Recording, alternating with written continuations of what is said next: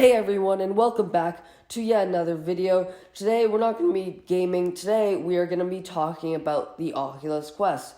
Specifically, the graphics, the frame rate, games, build quality, the price, and whether you should get it or not. So let's jump straight into this. First of all, let me address the fact that I have a review of the headset on my channel. But you might not want to watch that, as it was my first video on this channel and it was very poorly edited. But this is not necessarily a review.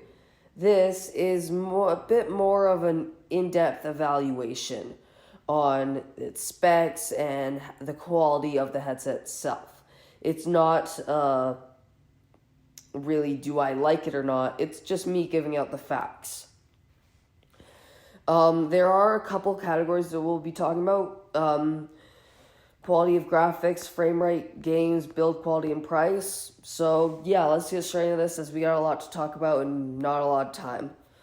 First, let's talk about the graphics. The graphics on the Quest are simply good enough. They're not amazing, but for what they had to work with, it really is impressive, considering it's an all-in-one headset.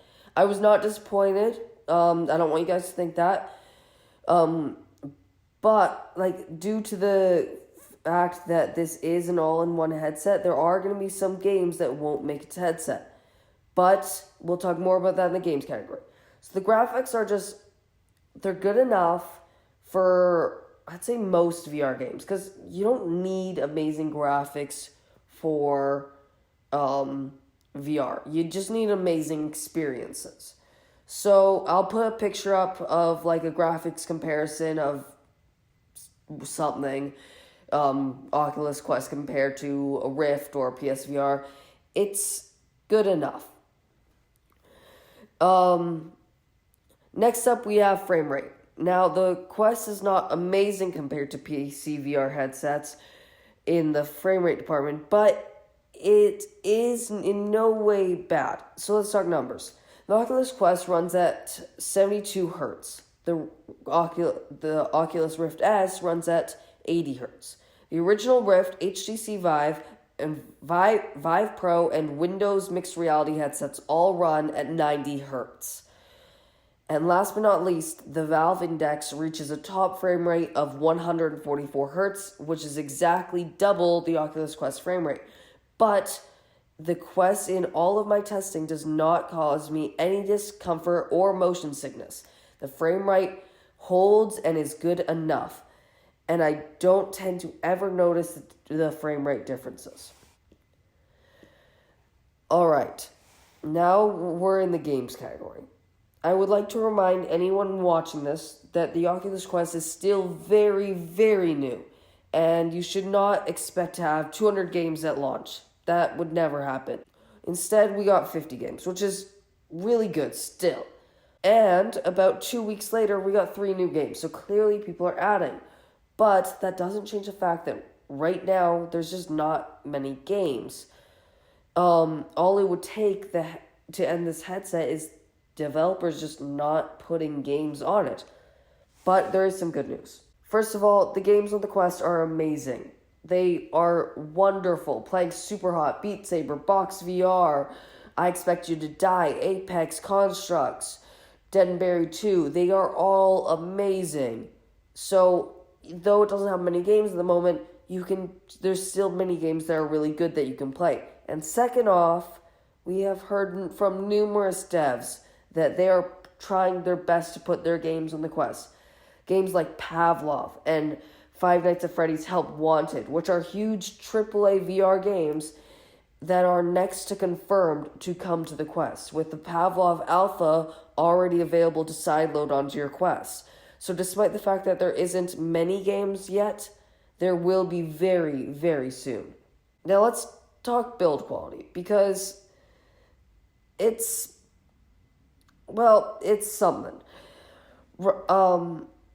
The headset itself is very well made, with the hard plastic on the front and the nice breathable fabric to make it lighter on the sides. The headset itself weighs 1.2 pounds, So it's only 0.2 pounds heavier than the Rift and the Go. So while the headset is great in the headset self area, there are some issues with the controllers.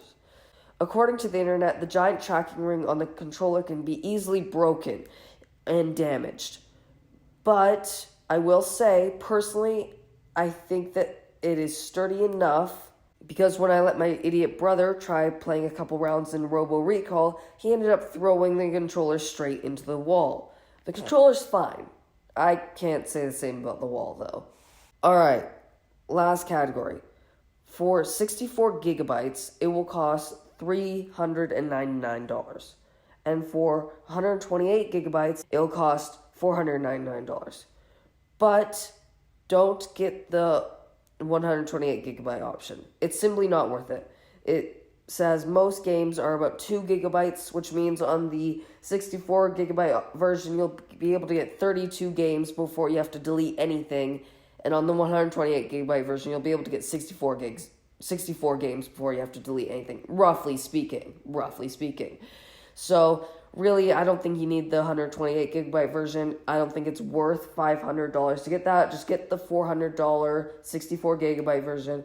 You will have to delete your games after you finish them, but what good is a game that you've already beaten and kind of played to death? So, just get the 64 gig version. Alright, let's talk a bit of a bonus category. Tracking, because originally I wasn't going to throw that in here, but it is actually very important to talk about tracking. See, when I first got the headset, the tracking was amazing. I loved it, and I had no issues with it.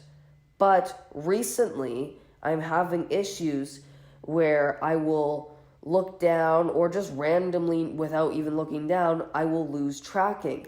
And when I was playing I Expect You to Die, which is a seated experience, I kept the room scale boundaries. I thought, well, as long as I'm still in it, it's fine. But every time I'd look down, it would lose tracking, and it would want me to draw a new guardian until it would find the guardian that I was in, which caused way too many issues and was very annoying. But that was on a seated game, and if I clicked the stationary boundary, that wouldn't have happened. But still, while I'm playing fast-paced games, I am noticing the occasional time where I'll lose tracking, which is still very annoying. So you kind of have to get used to that. Hopefully they'll patch it, though. It's definitely something that can be fixed with software, as the cameras themselves are perfectly fine.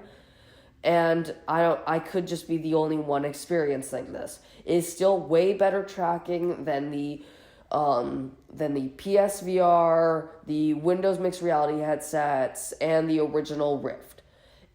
However, the new Rift S does have better tracking due to the fact that it has a 5th camera on the top of the headset. And, of course, the HTC Vive and the Valve Index have better tracking than all of them due to the fact that they use the superior lighthouse sensors, but those take like a million years to set up. So you kind of are going to have to get used to tracking. However, I will say this, aside from those brief moments, which don't even last that long, it'll glitch up for a second, and then I'll be put right back into the game. It won't kick me from the game if it's online. But the controller tracking is wonderful. It is better than I expected. I have not ran into a single instance where lost tracking due to the camera setup. Aside from in VR chat when I tried putting a hat on my head and it lost tracking when my hand was right above my head, but that doesn't happen often, and I've never had something like that happen in any other game. Alright, thank you for watching this video. Hopefully it's helped you understand whether you want the Quest or not. I do have to say that if you have a powerful enough gaming PC, then you should probably just get like a PC VR headset like the Oculus Rift S or the Valve Index. But if you don't, then definitely get the Quest. It is amazing. It's better than PSVR. It is wonderful. I cannot say more great things about it. The bad stuff that I mentioned is it. That's the only bad stuff that's on this headset.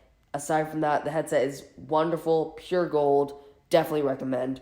See you in the next video, guys. Peace out.